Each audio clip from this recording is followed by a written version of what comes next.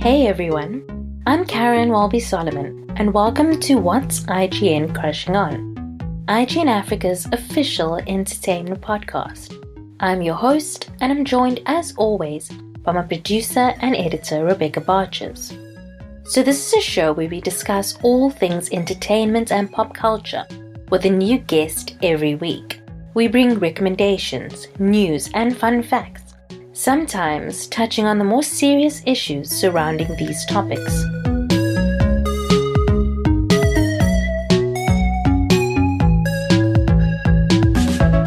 This week on the show, we have comedian Lindy Johnson. Even though she's still quite young, Lindy has done shows across the country and even in Rwanda. She was picked as one of the young comedians in Trevor Noah's nationwide special and was one of the organizers of Frizzpop, an all-woman comedy festival. Both of these you can watch on Showmax. Rebecca, how are you doing? No, I'm good.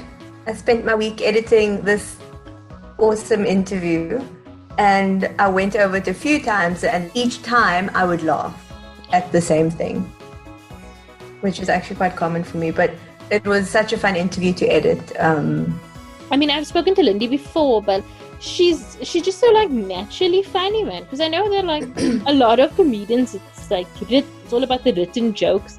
But I mean, when we were doing the sound check already, she was hiding under a blanket. She was when she said when she was going up to a room and then I don't know who made this mess in my room.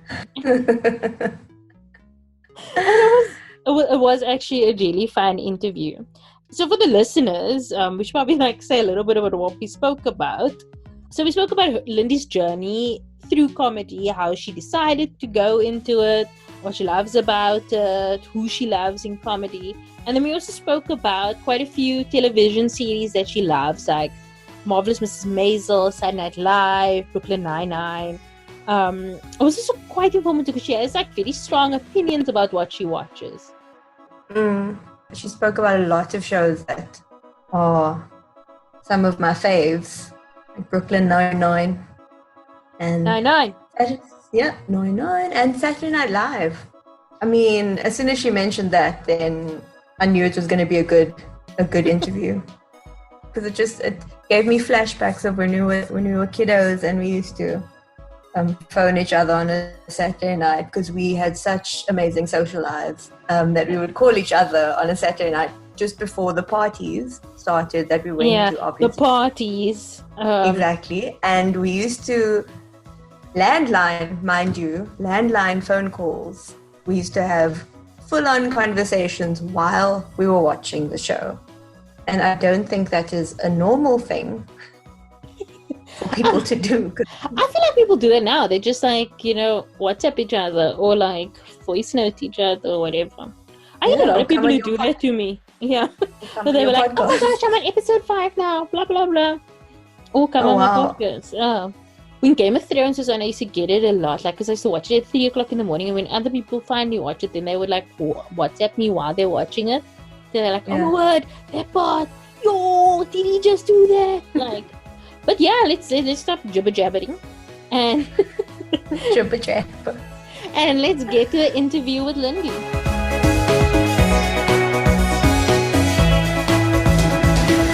So how have you been? How has the quarantine been for you in lockdown and all day? It was actually really shitty. It was a very, very shitty time, and everyone's it was even worse because everyone was we're just, doing what we can with this time period, and we're pushing through. All you need to do is survive. I'm like, no, bitch, I have bills. I can't just survive. I have responsibilities, and I don't know if I can meet them. Luckily, shout out God, one time I was able to take care of myself. I feel like I'm very lucky to still be able to do that. And I'm just glad it's over now, though. I never want to do anything like that again. I have never been so close to filling out the CV and just going down to the nearest Amazon and asking if they need someone in the call center, need someone to mop the floors. I can't really clean that well, but you know what? I'm enthusiastic. You can ask all my past lovers, and they'll tell you. Like, I'm enthusiastic. You know what I'm lacking all my other departments? I make up for in a smile. So, I wanted to start off because I want to know more about what it was like growing up in Paarl. Oh my God. I'm so interested. Why? What is wrong? Was your childhood too happy? You're just like, okay, I'm going to call Lindy on here. Let me just depress myself further with Paarl tales. What kind of kink is this? What am I feeling into? Because I'd understand more if you were furry. I'd always suspect it though. But I mean, I accept your kinks. I don't judge. If you're into furs and cat Care Bears, whatever. I think Care Bears are children though, so that's kind of gross. But I mean, Are they children? No, aren't they like are bees? they? Isn't they like bees in the sky? Bears can't be children. Oh my word, don't be childish.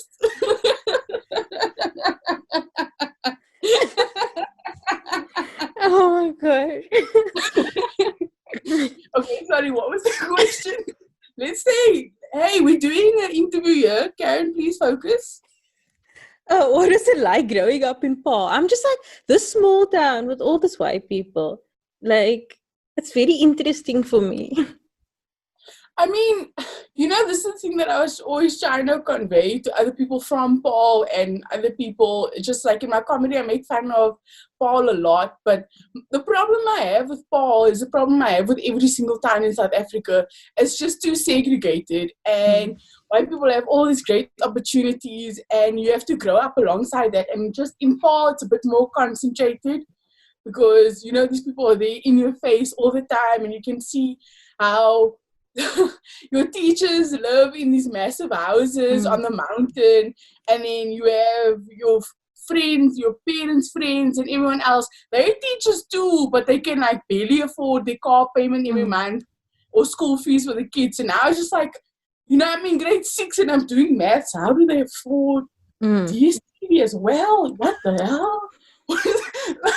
You think all these math sums when you're in grade 4. So obviously I was a bit more angrier than other people in high school just because, you know, having that third eye is a bit of a problem, but it's fine. So it just made me more aware of what's going on. And then as I got to university, I was like, okay, I have the language to express how I feel about the situation. And it turns out the language I needed was, I'm really fucked right now. So that's growing up in Paarl, but it's growing up in anywhere in South Africa. Yeah. So do you think that like the third eye kind of observational part of your personality is what helped you become a comedian? I mean, other than the fact that you're funny, that's a huge part of what your job is. Thank you. Stop. Yes, I am single. Yes, it definitely is being observational. And, you know, I'm a dark-skinned, chubby girl and I have been all my life. So I've always been a bit like ostracized. Like I take up so much room, but I'm still invisible. And that only changed when I started doing comedy where people actually noticed me, which is very weird for me because I was like, I just want to talk my cack and go home. You guys doesn't see me, follow me on Twitter and stuff. No, that's too much. But I mean, I got used to that. But it's just like that part of me where I was just in the back of the room. I always saw what's going on. I always saw the interactions. I was never part of it. I was able to write jokes about it. So it worked well in my favor. I mean, I didn't go to parties, but who needs that? They look shit anyway. Boo. I have my career. Oh, I relate so much right now. And parties, that sounds fun, but I mean... what's more fun is working. Writing about the parties are better. Oh, I love the cycle party. So what made you decide to make that transition into becoming a comedian? Well, it actually happened when I was at university, and the university and I had a bit of a disagreement where they were like, we don't want you here anymore. And I was like, okay, cool, sharp. I get that. That's all right. And then I was just failing at every fucking thing. I tried. And then there was this Marty's Got Talent competition. And I was just like, you know what? I've always wanted to do this thing. I've never had opportunity outside of this. I'm going to try stand-up comedy. And I did. And I came second. And Rock and Feeding was like, yo, you need to go here and do this. And then you do whatever. And then I dropped out of university. And obviously I had to get a job. And then I couldn't do any of the comedy stuff. And I was so depressed from dropping out of university that I just cut contact with everyone. And I wasn't on social media. And it was easier back then. So I wasn't really on, because I'd been on Twitter since like matric. But then I just took a break and I was focusing on my job at Walton's, you know, sorting stationery, whatever. And then I got back into Twitter, and then a girl I knew from campus was like, yo, she sent me a DM and she was like, yo, I really think you need to be on stage doing comedy. You were so good that night. Please come. I'll come pick you up in Paul. This girl lived in Wetton, and she was like, I'll come pick you up in Paul and take you to Armchair where all the open micers start, like whatever you need. And she did. And now I'm doing comedy because of that. And she's my best friend. Shout out to Nikitas. But it is like, there's like this, you kind of always need one person to like be in your court. Because I'd completely forgotten about that, because I was like, okay, cool, I work at Walton's now, this is my life. And I was working with other people who'd been at Walton's for like 20 years, 19 years, and I was like, cool, this is where I'm going to die. In Paul, obviously it's not my dream or whatever, and I was super depressed. And yeah, it was just like, yeah, that I have an option. It's just the thought of having an option that drove me so far. Because like, I thought working in Walton's and living in Paul for the rest of my life, I thought that was going to be it. That's me. Lindy Johnson lives and dies here, and that's it. I'm fine. And then I had this option of a life where I can travel or maybe just do something fun every now and then, which was actually not that fun because it was very hard. But I mean, it helped me build this life. Mm-hmm. So what would you say are some of like the highlights of your career thus far? I mean, I know you're still like very young, but you've done a lot in this like short time. I see such nice thing to you after you'd call me a furry, so like I wanted to note that. That was you. I don't know why your furry cack on me. Don't let me join your band or whatever. Okay, I'm gonna start being nicer. I can do that, I think. I was definitely going to Rwanda last year. That was so much fun. And I love Rwanda. It's a very dope place. I would recommend any South African woman go there. Not for comedy, but just because it's so safe. Is it? Like when I was there, there were like women walking alone at night. Sure. I was like, what the hell is going on? I asked the other comedian guys there, what's going on? And he was like, it's literally the safest place ever. And that's because they don't have any natural beauties or anything like that. So their number one like tourist attraction is how safe it is. They can still name, Caryn, they can still name the one rape case they had. Sure. From like years back. The person was like, I don't know, arrested and killed. I don't know. But the thing is, they have like security guards standing on every corner with AK-47s. Sure. So that isn't very cute, but you can walk alone. So yeah, worth it. It's definitely worth it. I definitely go back. But like, what is the comedy scene like there? It's very safe, and you can walk alone wherever you want to go. My comedy is, and this is also what I want to talk about is in Alabama, because iron sharpens iron, and this is why South African comedians are so good, is because we have other people who make us better. So when you're going to gigs, we see people like Louis Ogola, Riyad Musa, Nick Rabinowitz, and like Louis Madinga, Moja Kroko, all these great guys doing stand-up comedy, and they're brilliant. And now you go up and you do a cack set, and you can see it. But if everybody is doing a cack set, it doesn't make a difference. So like in Rwanda, the scene isn't really popping. They don't really have clubs like that. And I think they just need to see original comedy the way it's done here. Because a lot of their sets is like Bernie Mac sets from like the 90s or Eddie Murphy verbatim. Which is a thing a lot of comedians do when they start out. But like, which I was fine with. But then I started speaking to the guys and they were doing comedy longer than me. And I was like, oh, no, you guys need to make a plan now. So like, it's just, they just don't have the facilities for it and they don't really invest in it like that. I understand why they aren't as good. Maybe that's the reason. I didn't investigate it because I was doing so much better than them. I didn't. You were just like, I'm killing it. Why do I need to think? Yeah. Like, why must I solve your problems? I don't have any. Can't relate, mates. Never died in my life.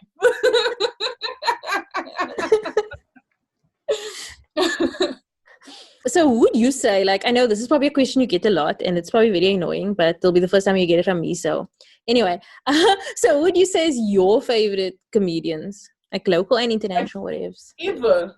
Yeah, ever. Okay, obviously Monique Wonder Sykes, they're up there. Eddie Murphy, Richard Pryor a little bit.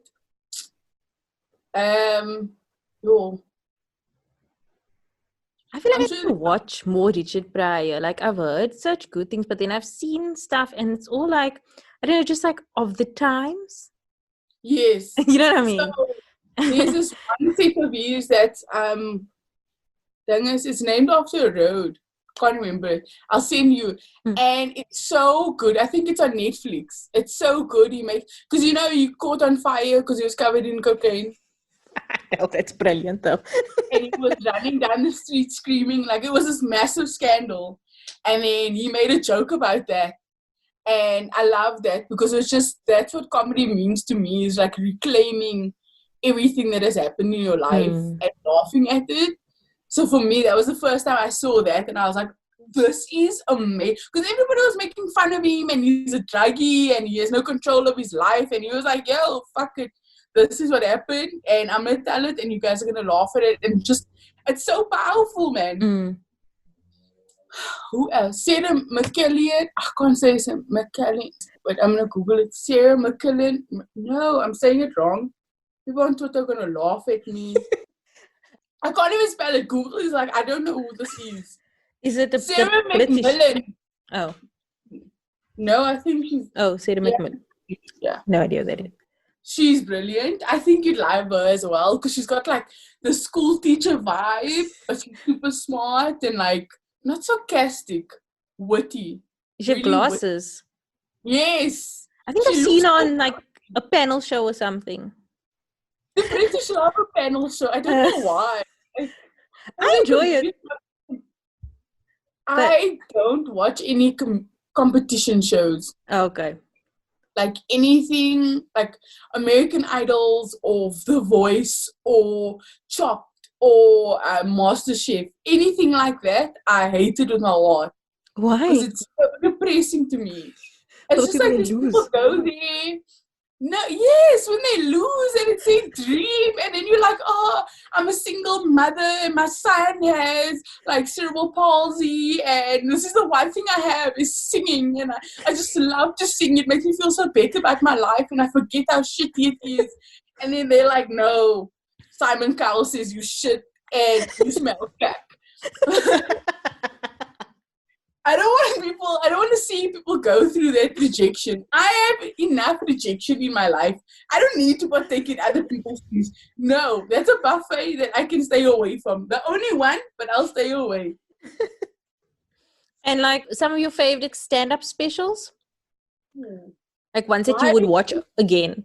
Oh, one I watch all the time. I don't really watch stand-up specials all the time. Because it's weird. But one I watch all the time, like a comfort for me is Cat Williams' Spim Chronicles. So that's one I watch like whenever I'm super sad and whatever. It just makes me feel so good because like that's the thing with stand-up comedy is there's always a happy ending, like in 30 seconds. because I really love rom-coms as well, but like there's always this one big thing and the whole thing is in his mood. Like, I don't know, he's not answering his phone, they're at the airport, she's running. They lose me already. Why must she run? Why can't the man just stand still? Why must I run to him? I don't like that.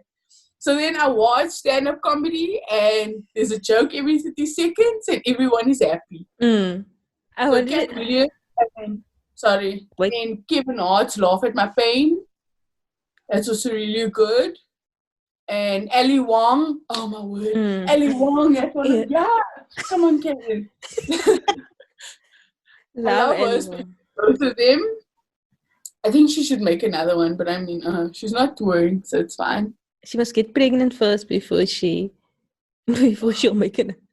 Does she have to? I don't want her to do another pregnant thing because I don't want her to talk about pregnancy. And I mean that in the most respect. I think women who have babies are goddesses. You know, I'm one of those people. You guys are amazing.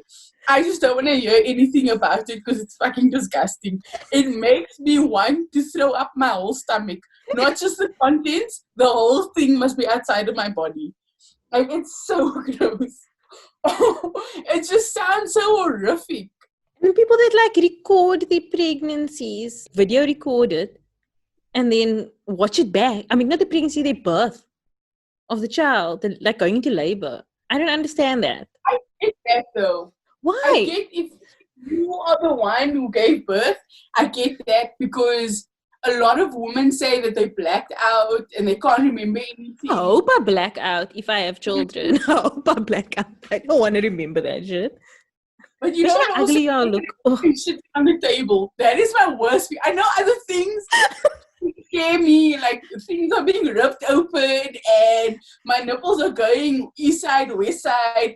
But shitting on a table in front of lots of people, kill me. Rather, kill me. I don't want to be part of this life anymore. And it's not just like the doctor and a nurse. There's like 4 people there because that's how big of an operation it is to give birth. So now there's 4 strangers who are screaming cup on the table.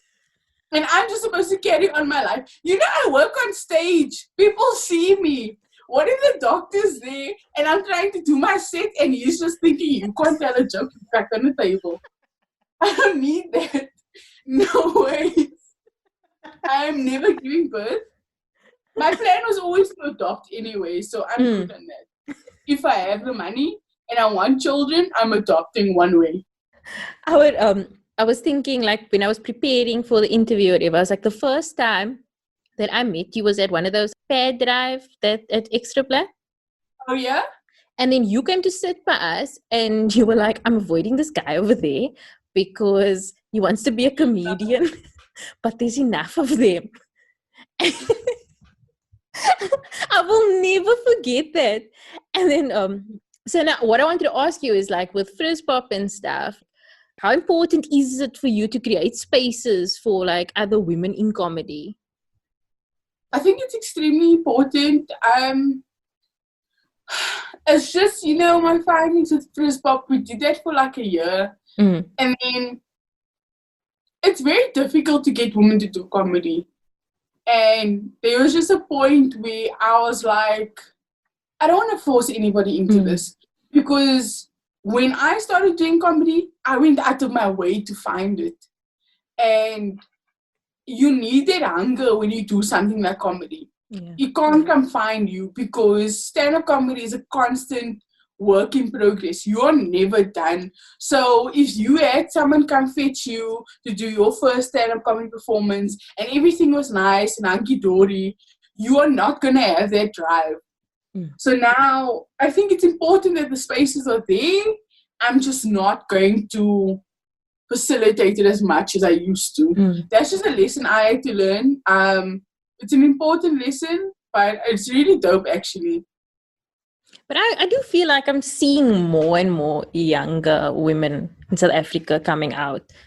I mean, maybe definitely. But like they also, what they see is TikTok and you know, YouTube and I think that's great to be able to Because, like, the thing about comedy is you can try it when you're 50, you can try it when you're 40. So you can try your YouTube first, you can try TikTok first. But if you want to find comedy, you will find it. It doesn't matter about abilities or whatever. You will find it. We just need to make sure it's there. And it's a welcoming space. Exactly. So how are things looking now with now level 1 and all lockdown overs? And can you guys do gigs and stuff again? Yeah, there are a few gigs that are up and running. I think this is the perfect time for lockdown to end because like that's August, September, the summer months, and like December leading into December. That's when we get a lot of gigs and people just want to be out doing anything, it doesn't matter what. So it's a perfect time for us. So I have full faith that we're going to be fine, back on track, whatever. I'm kind of excited about that, but I'm still scared to leave out. Exactly. One, because of Corona, and two, because I'm not sure I can still do stand-up comedy. It's still, like, I feel like my virginity's grew back now, and it's gonna hurt like the first time it hurt, but it was also really liquor, because it was like a new person and a new thing, so we'll see. I don't know. That's my own. So let's talk the main thing, Marvelous Mrs. Maisel, because I'm just dying to talk to somebody about this because I don't think any show makes me as excited but also as frustrated as this show. Yeah. So, like, I know you recently watched season 3, so what do you think? It took me forever to watch season 3 because, I don't know, season 2, she started working up so much. Because everything just, you're like to swear on the show. I think it's too late for me to ask that question. She just started working my nerves so much because she got everything. And I understand, like, she's a white woman and whatever, and but, like, as soon as her career started getting better than mine, I was like, I hate this woman. Like, how dare you stumble upon this profession and be better than me, you fictional human being. It was very frustrating. I had to work on some feelings. But other than that, I really enjoy the show, but also because of her dad. Love him. Mom. For those who can't see, I made the heart motion with my hands. The thing you're doing greatly on Valentine's Day. Must I make it beat? Oh, okay, I'm going to make it beat for the dad. What's his name? Tony Shalhoub. Yeah, Shalhoub. I didn't even watch Monk, but I saw you were watching it recently. Yes, I finished it. I highly recommend it. I just used to see those like little snippets on SABC2 when like when you're watching something else. That's when my insomnia started as a child. So then I'd watch Monk at like 11 or whatever. It was such a good show even then, but then I want you specifically to watch Monk, not for the show, but just because it's just, the ending is so beautiful. I haven't seen, and it's such a pity because it's such a long show. I only watch because I really love detective shows like that, so it was enjoyable for me, but like, just the way he grows and he goes on this journey and you're there with him every step of the way, and it's fucking difficult and he has so many setbacks and he gets back on the horse even though he doesn't want to, but he has like all these people who love him who like convince him you can still do this and whatever, and he gets back on the horse and he goes off and he still achieves a life that he's in love with, which you don't think he'd be able to do after his wife dies. It's so beautiful. We were talking about Marvelous Mrs. Maisel. I'm so sorry. This sounds like The Mentalist. Yes, it's very much like The Mentalist, but better because the ending wasn't shit. The Mentalist was so terrible, and it should have been Lisbon. Red John should have been Lisbon. Yeah, that would have been cool. Anyone actually on that team? I didn't even remember who that guy was that was Red John. I was like, what episode was he in? And like, this so, sorry, I don't know why I'm getting angry about The Mentalist now. And that man with the church, I have so many questions. Why did he know all that stuff? The man with the cult. How did he know these things and nobody explained it? Things. And now it's just all like, oh yeah, they're connected in the field. All these guys know each other. Don't talk back to me, man. Just, make a good story. This is television. You don't need to make things logical now suddenly at the end of the show. When doing the show, he was finding clues. Yeah, under people's shoes. There's a spot of blood. He's the killer. Don't, you talk about something else.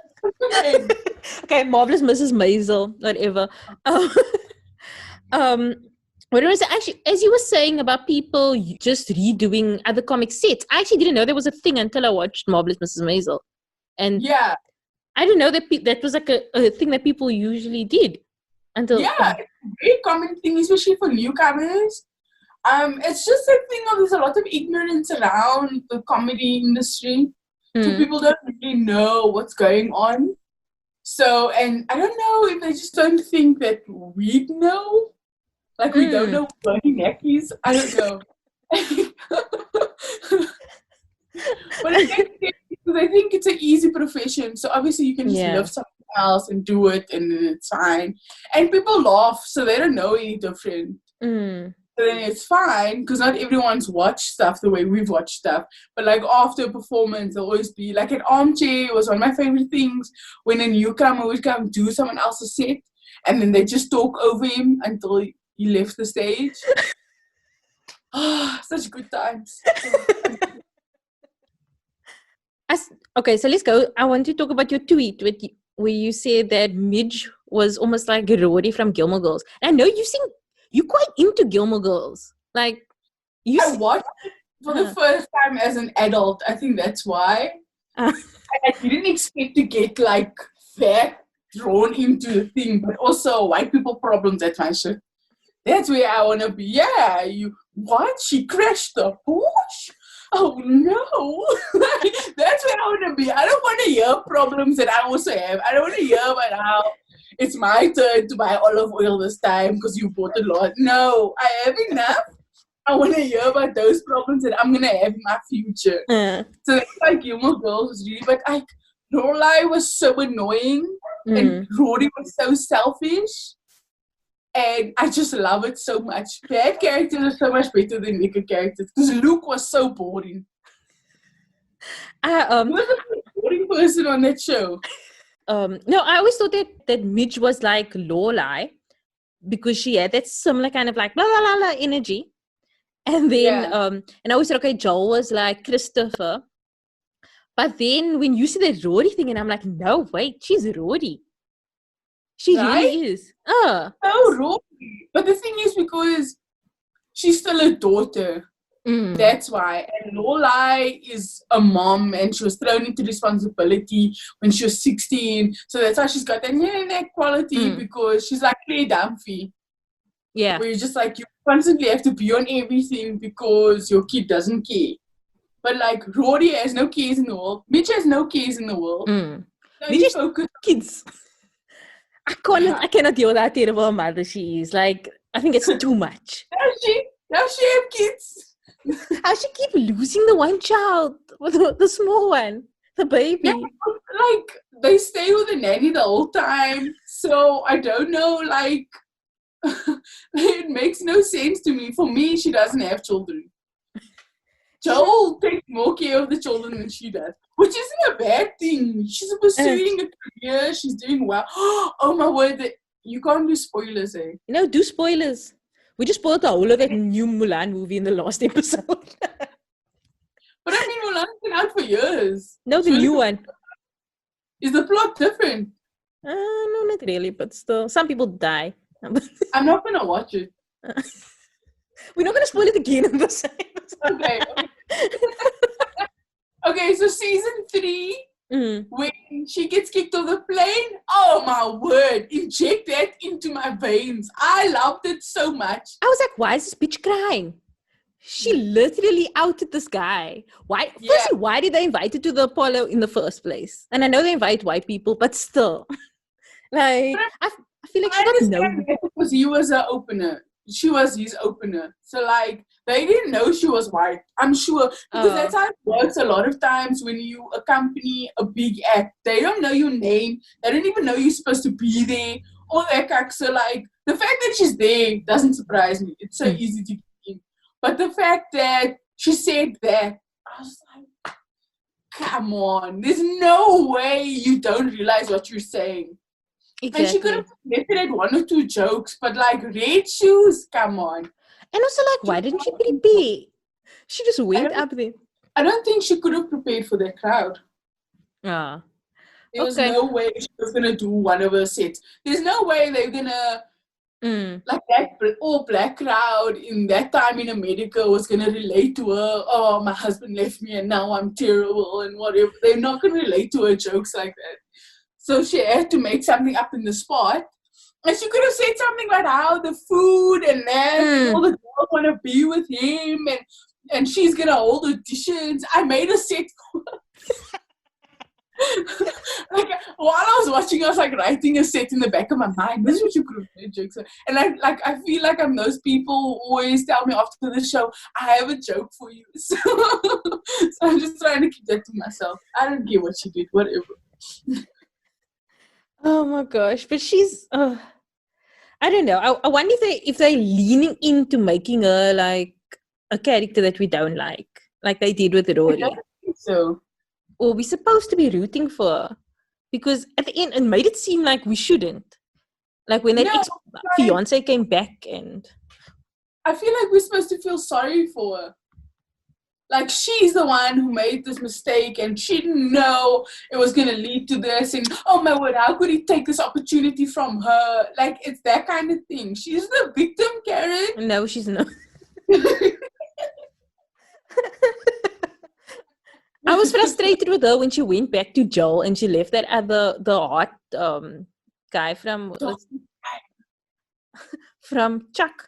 What's his name? Yes, he's gotten so hot and broad now. Like, I'm not into white men like that, but I'd like to climb that tree just to see what the view is like from there. Like, he's so hot. And he's a doctor and he's sarcastic. Oh my God. He's still not. And then she goes back to Joel. Waylene said on Twitter that Joel is hot now. And Waylene is lying because she's from Namibia. No. All she knows there is those German boys who never leave the house and only eat sauerkraut for breakfast. Obviously, she thinks Joel is hot. She wasn't talk nonsense here. South Africa, we have better white boys. Yes, they want to kill us, but they better. Oh my God. Joel is not hot. Not even. But I understand why she went back to him. Like, they always had that connection. It was his fault that they don't have that connection anymore. But she always loved him and they had fun together and you can see in their flashbacks they were meant to be together and all that kind of nonsense. Like, I wouldn't go back to him, not because he's not hot, but because he cheated and I can't respect that action. I just feel like she has hotter guys around now. I'm like, Lenny Bruce. I'm like full on in love with Lenny Bruce. I've been watching old Lenny Bruce like on YouTube. Lenny Bruce. Who is Lenny Bruce? The comedian that she like hangs out with. No. What? No. I was thinking she could hook up with that guy, Shai Baldwin's manager. Yes, no. But I don't know what her manager's deal, but I thought something was gonna go on there. Even though they call her like a little boy or whatever. I don't know what it is. But I don't know, they had just such good banter. No, they're good chemistry. But I mean, you could have chemistry with a piece of paper. Have you seen his thighs? But also, like, I just feel like that role is so lekker because, like, in This Is Us, he's this, like, serious dad character. And in Marvelous Mrs. Maisel, he was just so, like charismatic and, like, funny. And, it was... But no, he's too good for Midge. That's what I like. At least Lenny Bruce is like a drug problem. Like, she... like, he's like... That's more up her alley. Nice, Caryn. She's a mother. Have some respect. Is she a mother now? drug addict nonsense. Can I just add one more point? One more point. With Lenny Bruce and her, I think it's imperative that they don't ever have anything romantic, because it's really important to have a friend in comedy, especially as a woman. So you need someone who's going to be honest with you and will be able to show you the ropes and still tell you you're being really cuck right now. So that's why our friendship with Lenny is very, very important to me. And I hope they don't ever do anything romantic, because that would be really gross. Because I've already casted the role of Lenny in my life. So now that's fucking gross. Because he's like her Yasin Barnes. Like, she asked him like questions about the industry. He's there to tell her all the nonsense and also tell her, yo, this wasn't funny. Don't do that joke ever again. Not that Yasin's ever said that to me, because all my jokes work. But yes, you're segue. No, yeah. So I wanted to segue into SNL because, But I first want to talk about our two faves, Colin and Michael. I was actually sorry, when we were talking about stand-up specials, I watched Michael J's one recently, and I didn't realize it was that long ago, because when he said, like, I think Hillary's going to win, and I was like, hey, what now? What was that, 2016? Yeah. But it was really good, though. I thought so. And I'm not the biggest. That was when I became a fan of his, because his special was so, like, I didn't know we did it like that. The thing about SNL is just they used to have such strong comedic actors on it, and like yes, people who do comedy now and then, but like the Will Ferrells and Mike Myers, and I don't feel like they do that anymore. And like I've tried watching some of their skits, and it's a lot of they're sacrificing making good jokes because they don't want to include more people of color on their sets or in their writing rooms. I don't know what it is. Because they're only making fun of white Republicans. And it's funny and whatever. They're not learning their lesson. So it's just comedic relief for us, I guess. But now I just feel like you can make fun of minorities. You can make fun of black people. You can make fun of disabled people. There are funny things that's happening there. It's just you wouldn't know how because you don't hire those people. So you can't speak on the experience because you're going to come down as white people who like, black people always eat chicken. That's the kind of jokes you want to make. It's so much better if you just hire the right people. And right now, they're just so determined to keep it. And like, nothing on Keenan, because he's amazing and he's done amazing things. But he's also like 40-something. I think there should be someone younger and someone more edgy. Yeah, definitely. I hate that the edgiest person currently in the cast is like Pete Davidson. Like, he's the edgy. Don't get me started on Pete Davidson. I hate him so much. And he's younger than me. It works on my nerves that he's younger than me and he's so successful. Like, okay, fine. Maybe he's super talented. Even still, I'll hate him anyway. But I also feel like Lorne Michaels has like, it's like he sees him as like the new protege. Yeah. Like he's the new like star to come out of SNL. So he almost like he gets all the opportunities that maybe others wouldn't. Like I don't know if you saw his Netflix special. I haven't seen it. No, he ties me, man. Hot garbage. And I used to watch, like, I have patience for all stand-up because it's stand-up. But his was so bad and it wasn't like well thought out jokes. Like, it was a premise and not like gags that have been well written, tried at several clubs, and then performed for Netflix special. It was premises, which I hated because, like, this is not what the special is. That's why it's called special and not open mic night. No, but exactly. Rebecca said to me now that like her favorite is Leslie Jones. But I feel like they couldn't find out ways to make Leslie Jones be anyone but Leslie Jones. Yeah. It's like it'll be a skit and then it will just be like Leslie Jones will come in and be herself in that skit. I saw this one skit where she was like, wearing a nice pink dress and a long wig, and she was still Leslie Jones.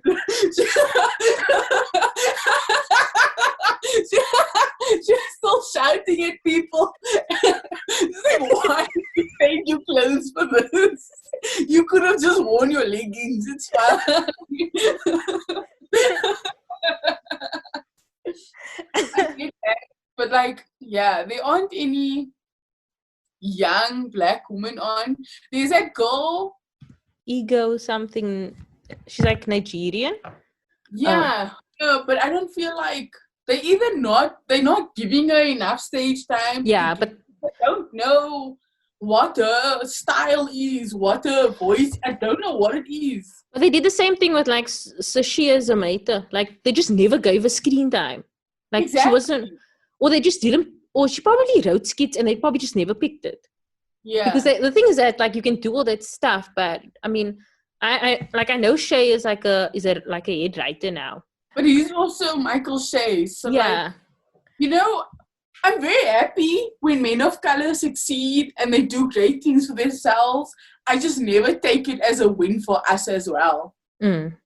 Because he's going to go there and be like, yo, let's hear both sides. And, this is stupid. Everyone is stupid. Why would you care about this? The liberals and the Republicans. You guys don't make any sense. And that's good, whatever. But you're not saying anything of value. You're not adding to the conversation. You're not changing a narrative. You're just there making jokes about how things are cack. We know. But it's like, I mean, I don't know what he's like in your life. And I also think that the special helped me. Like, I liked him more after that. But I was like, but is this weekend update thing like characters that they're playing? Are they like this in real life? I think we spoke before, like, about whenever someone would criticize one of them and then they will like go off on social media. Well, more Shea. I completely understand, but I've been following Michael Shea for a very long time. Obviously, I don't know him, and that doesn't mean I know him. But, like, the weekly report is definitely characters, because they just have to report on the stuff and then be contributing or whatever. But, like, his personality in real life is very much laid back. Yeah. Don't get me, whatever. And when he attacks people, because he'll attack someone like you with a blog. You commented on his stuff, and it's just like, you need to understand the magnitude of where you are versus Caryn in Cape Town with a blog. Like, it doesn't make sense. And like, it makes me lose faith in people like that when they can't see things in perspective. Because how are you not seeing yourself as super powerful and you still want to talk about equality when you don't recognize your own privilege? Yeah. So that's what I think about. But I wonder if it's like the way they do things needs to change. I mean, obviously there needs to be someone other with SNL. Yeah. Like for there to be more people of color or different types of people. I mean, I don't know, maybe if I hold like a nostalgic feeling towards like the early 2000 phase of SNL when Tina Fey was head writer. But like when Maya Rudolph and Tracy Morgan and them were on, like that time was brilliant. It was a lot of white womening, but it was still like, I felt that there were such good quality jokes that time. Yes, it was brilliant back in the day, but I just, I hate to say this because I'm also a very massive SNL fan, but I just don't think there is space for a show like SNL in our society anymore. Yeah. Because it will always remain Lorne Michaels' show. Always be his thing. He's proven that time and time again that what he says goes. So I don't think we can have comedy-led things that's going to be current if it's led by this old rich white man. It's just not going to happen. So unless they get a completely... The thing is, if they take him away, you take the show away. Yeah. That's also so like... It's like you kind of need to create something new. And I mean, I know they've done a whole lot of different versions. I mean, in Living Color, Second City. Yeah. South Africa, we had our own version with Bantu Hour, which was brilliant. And which unfortunately came to an abrupt end out of nowhere. And it was no one's fault. It is like maybe Lorne Michaels, he did what he had to do. And like... he can retire now. Because you're right, it's not the same show without him. Yeah. And here's the final say. In the show. Yo, that was very sad. But 6 seasons. It's mad. It's a lot of seasons. I feel like I'm just thinking about this logically. Like, if it has to happen that SNL is cancelled, I will cry. But logically, it makes sense. You need to end the show. There needs to be space for something better. NBC needs to invest in young people of color. But I wonder if it's just like a Bold and the Beautiful type situation. Like, it's just like something that's always going to be there. And they just... I wonder if they see it like that. Like something that's just like part of what TV is at this point. Until Lorne Michaels dies. Like that. Because it's literally the same amount of time. Yeah, exactly. It's almost like a soapy at this point. Like, it's like, oh, different people come and go, but the show still stays the same. Yeah. And like people will always watch it because like that's what they know. And that's what they've always known. Like, people probably sit down with their families at night to watch that because, they did it with their parents who did it with their parents. Okay, I don't think it's that old, but... like, I still remember this. It's like the first very vivid memory I have about television was like when I was in grade 2 and Backstage ended. And that was the show we watched, like, all the time. And I think it was Igoli, maybe? Or something. We always watched that show. That was what we watched. And then they cancelled Backstage, and then Seven the Line started, and I was like, I don't see us watching this. What is this? People are talking about God, and all this stuff. And we ended up watching that till this day. My mother watches Seven the Line. So I feel like you just need to give people something new and better, and they'll always miss. Like, I'll always miss Backstage, but Seven the Line was there for me. So now we just need to get a new Seven the Line to replace it now. That's all. People will get used to it. I suppose so. Like, when I was small, I'm obviously quite a deal older than you.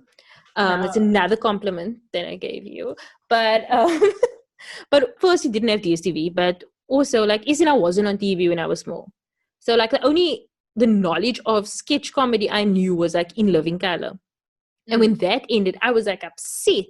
But then I discovered SNL, I'm probably like 15 or something like that.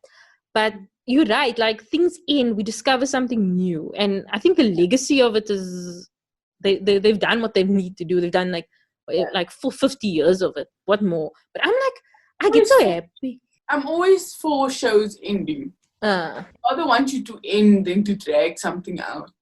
But where am I going to get that kind of joy I get when Eddie Murphy came out and they did like his old characters and when like Adam Sandler came back? When am I going to get that joy again? Or when a cameo comes from someone you didn't know was there.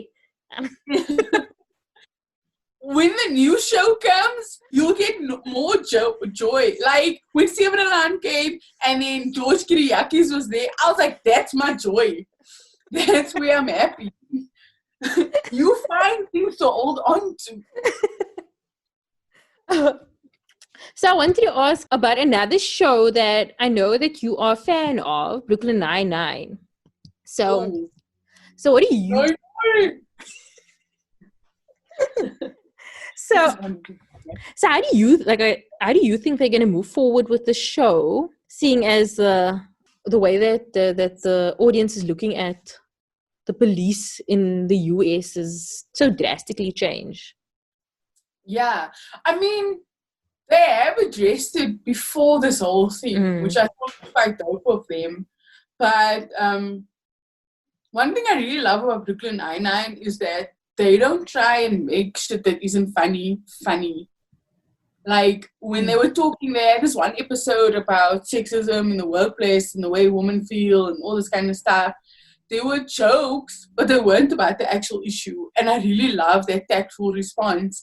And if they do choose to do another season, is there season 8? Yeah, I think so. So if they do season 8, I know they're going to do it in a very respectful way and then distract us with Boyle's eating habits or the outfits he wears, or his son. You know, like they'll just what? Yeah, Nicolaj. Not saying it right. Nicolaj. And like Tina's, I don't know what, flamboyance, and I like that. Distracting with nonsense while still informing me about the issue, because the people who watch Brooklyn Nine-Nine, especially Americans, they probably don't know what's going on. So if they're gonna get the information through something like Brooklyn Nine-Nine, power to you. I do hope they address it, because I mean I remember that episode where Teddy was racially profiled, and Holt told him to like drop the case. Yeah. So I mean, I love that. It's just I hope they do it more. What's those the two white guys' name? Hitchcock and Scully. Yeah, and Scully. When they were like, when one was like, why was he arrested? And the other one was like, because he's black, get woke. I love them so much. They are so disgusting and make me feel so much better about who I am as a human being. Because I can always be like, yeah, I just keep stuff under the fridge because I'm too lazy to sweep. But I've never eaten off the floor, so. Oh my gosh, I love that episode when they were young. It was so funny. But also like so weird. Don't talk nonsense. They were that gebo and now they look like that. Don't lie. No ways. I'm not body shaming. I also want to chance to be that gebo and then look like this. Where's my moment? I didn't even have wing sluts.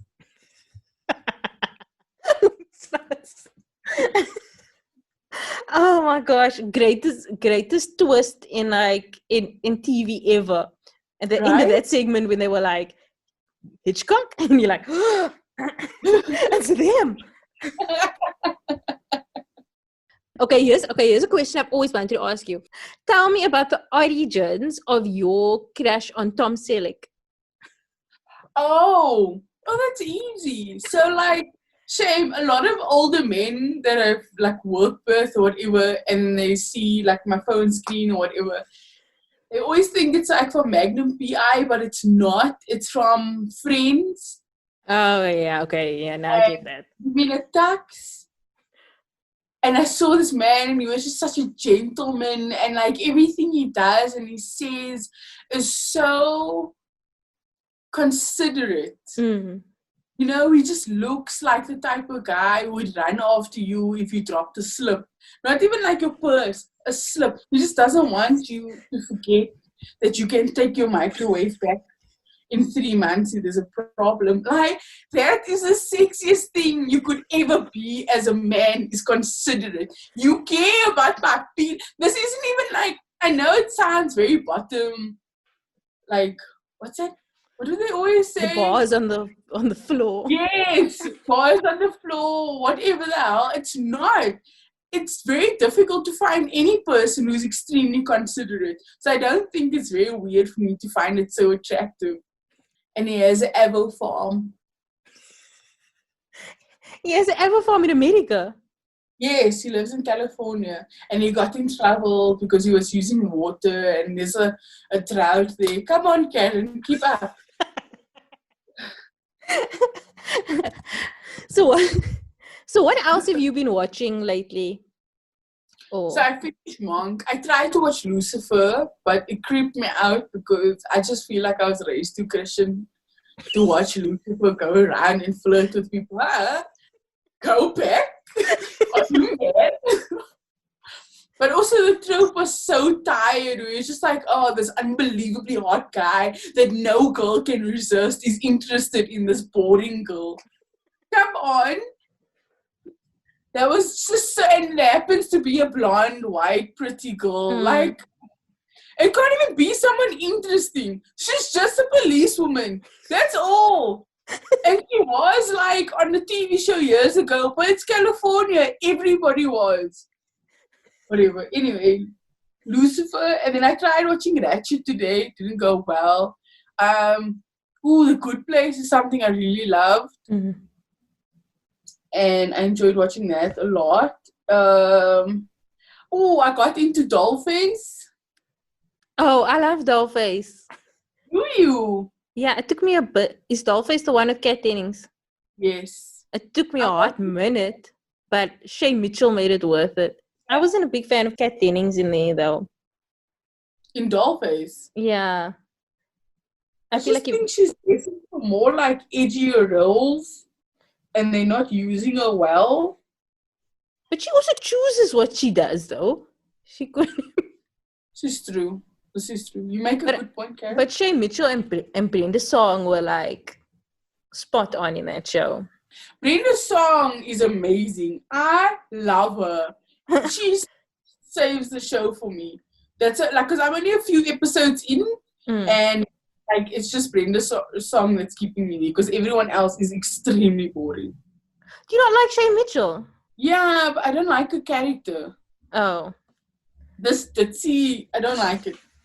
No, come back and focus here.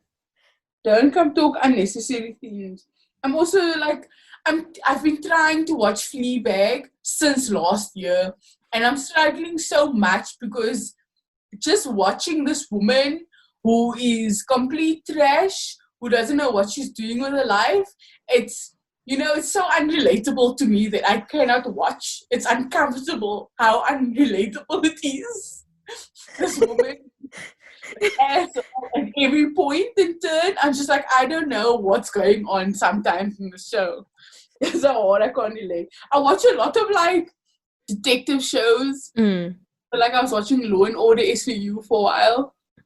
Brilliant. That I was just watching every single night.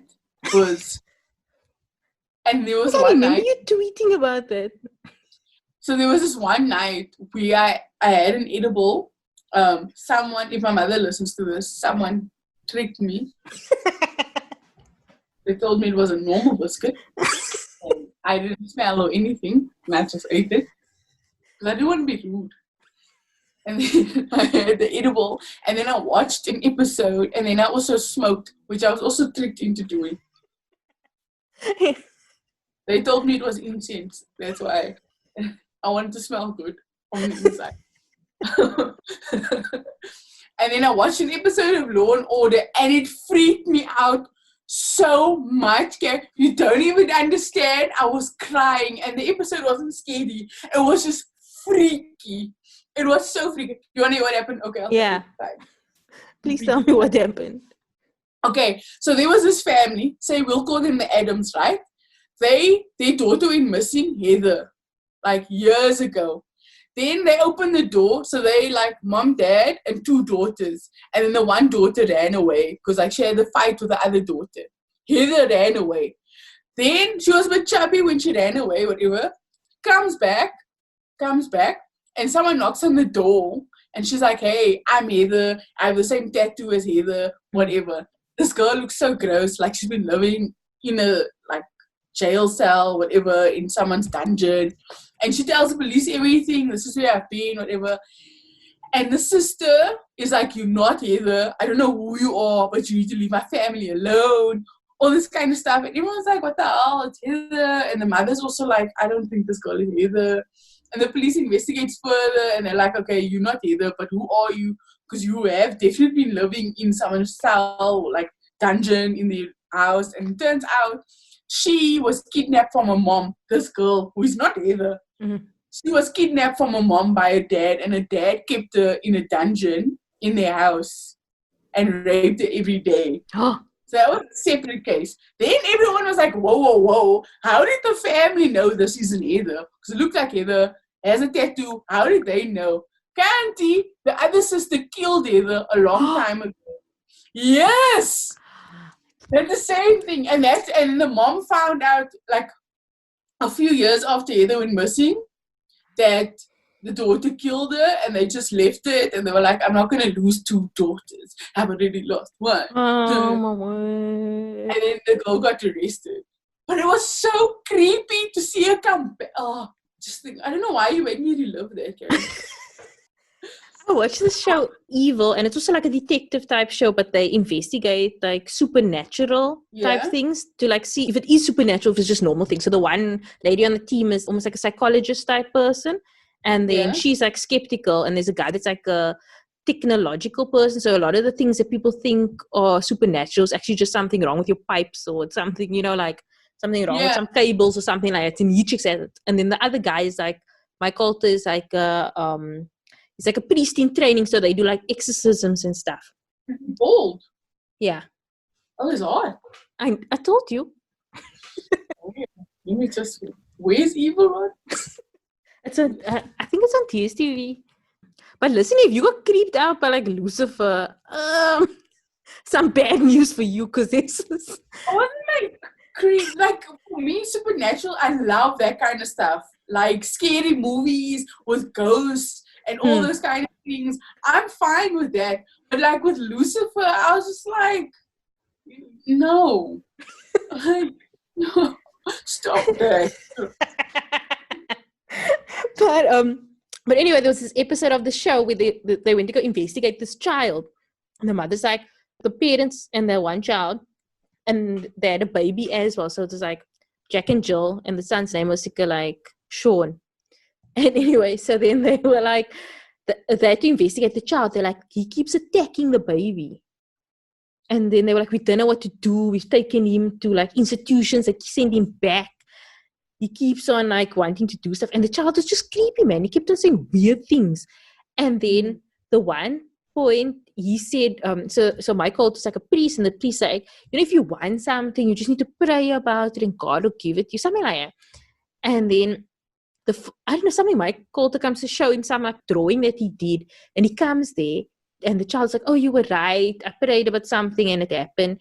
And then he looks, and in the pool is like the baby, like floating. And then the child is just like watching, and he's like, but I prayed for it. And then Michael like jumps in and spoiler, whatever, but he saves the child. But like, there's so many instances. And then, okay, this is a big spoiler.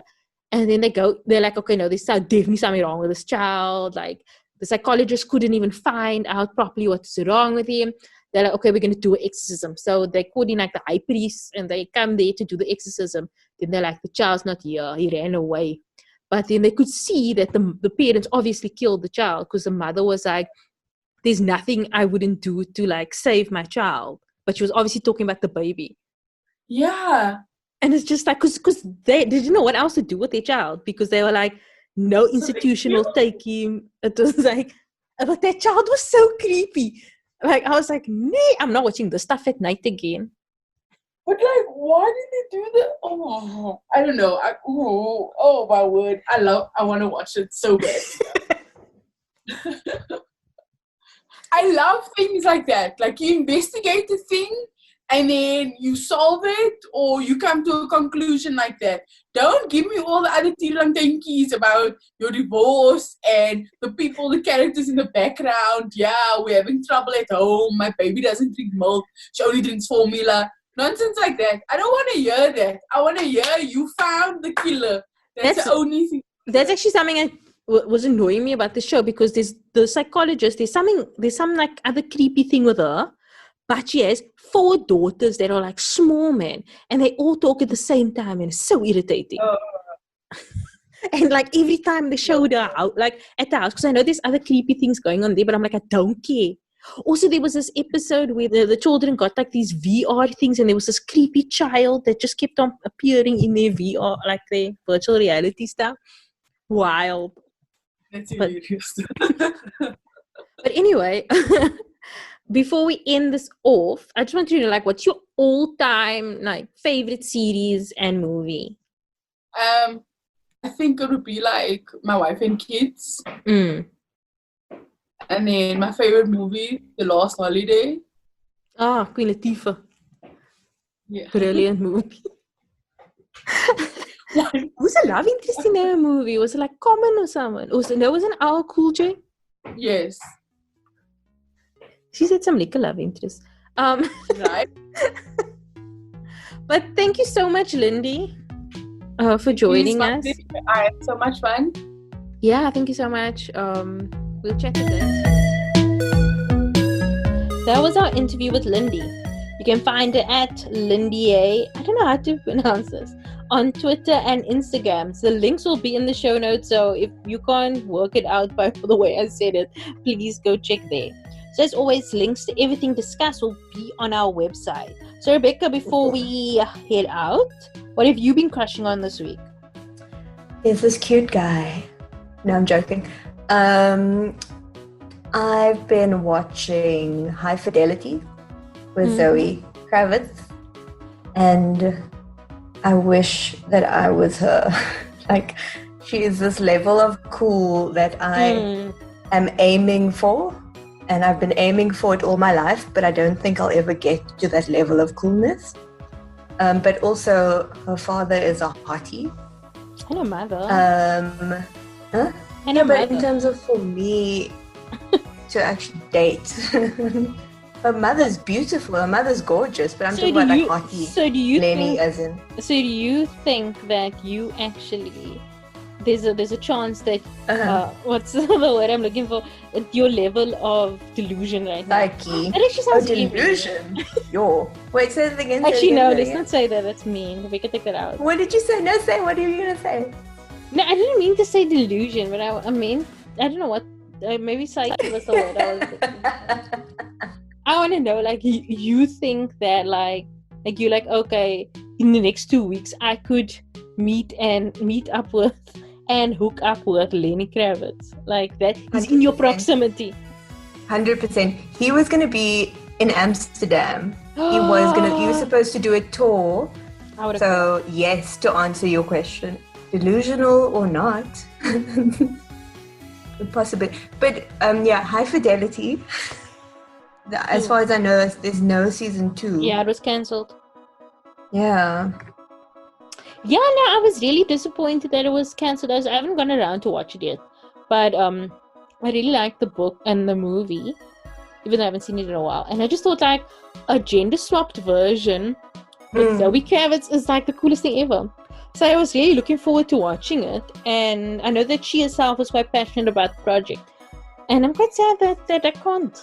I mean, I can. But I mean, like, it was cut short. I mean, I know there wasn't her intention for it to be just a 1-season show, which is kind of sad. Yeah. But that is quite sad. And what about you? So what have you been watching? So, unfortunately, the show came out last week before we could talk about the Emmys, or what was we recorded before, and I was so ecstatic because I really love Zendaya, and I think she was so excellent in Euphoria. And I was so happy that she won. My word, my little girl is grown up and I'm so proud of her. Also, what's great about Watchmen, but like that was to be expected. And Schitt's Creek also. Yeah. Oh man. Excellent. Such great winners this year. I haven't seen Succession yet, but I've heard like such great things and Kevin spoke about it on his episode, so I'm gonna probably watch that soon. I recently watched Enola Holmes with Millie Bobby Brown from Stranger Things. It was a movie about like the sister of Sherlock Holmes, and like it's like a kiddie version. It's so cute. I loved it. I really did. Short. Henry Cavill plays Sherlock Holmes, and it's like there's no way Sherlock Holmes is so hot. Anyway, but and other than that, I caught up this week with like part 3 of The Chilling Adventures of Sabrina, which is such a nonsense show, but there's so many hot people and they just do the weirdest things, and it's so funny. There seems to be a theme here. It's just so chaotic, and like I can't stop watching it. Like I was like, oh, just watch one episode of the new season, and then I finished it in like 2 days. And also after we recorded the interview with Lindy, I actually went to watch the Richard Pryor special that she suggested, which we linked in the show notes. In the episode, I said something about like he's very much of the times, because the clips that I'd seen of him on YouTube were all like very misogynistic. But then once I've saw like an entire set of his like within the special, I was like, this guy is really brilliant, and I was like crying laughing. Like all the jokes are written, like the bits were written so well, and everything flowed into each other. It was brilliant. So I take back what I said before. No, I'm 100% agree with her now. So yeah, that's it from us this week. You can find me at Caryn Walby on Instagram, at Caryn Walbys with an S on Twitter, and sign up for my newsletter, Wildest Dreams, at wildestdreams.substack.com. Me, you can call on my landline at 021.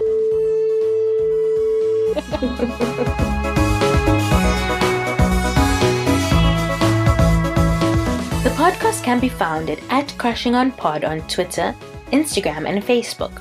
You can find more information about this and all our other episodes at our website, crushingonpodcast.com, and send any feedback to crushingonpod@gmail.com. Join our Facebook group, Crushing On Club, where we chat about the show, celebrity news, recommendations, the whole shebang. Let us know what you think about what was discussed in this week's episode by sending us a voice note or email to crushingonpod@gmail.com. The show is produced by me, Caryn, and Rebecca Barches. The show is edited and engineered by Rebecca Barches. Our logo was designed by Latifa Maroof. And the show was created in partnership with IGN Africa. If you like the show, tell everyone that you can, any way that you can. Keep up to date with all our episodes by subscribing to the show on Spotify, Apple Podcasts, or wherever you get your podcasts. And please rate and review the episodes on Apple Podcasts, as it helps others find the show. We'll be back next week with another in-depth conversation with a pop culture lover. See you then! Hey everyone! On the show we were joined by Taryn Cadre. The host of the podcast was Caryn T. If you haven't listened to the episode yet, it's an insightful one about microaggressions, reality shows, and much more. But more than that, I want to encourage you to listen to Taryn's podcast, which is such an important and interesting space that focuses on education and identity. In the last episode, she chatted with Mia Ardern, the author of the book Mermaid Valet, about the book, mental health, sexual abuse, amongst other topics. It's a must listen. You can get the podcast on all major podcast platforms, and once again, it's called What's the Quarantine? But listen to Taryn explain more about it here. Even for me as the host, I'm also unlearning. So the space is about learning. I would describe the space as a place to come and put your cuck in a box and let's unpack it. Let's throw the things that you have a problem with and let's sort it out one by one. That's what I would say. What the show represents for me. And I think it's also specifically focused on the identity crisis of people who call themselves colored.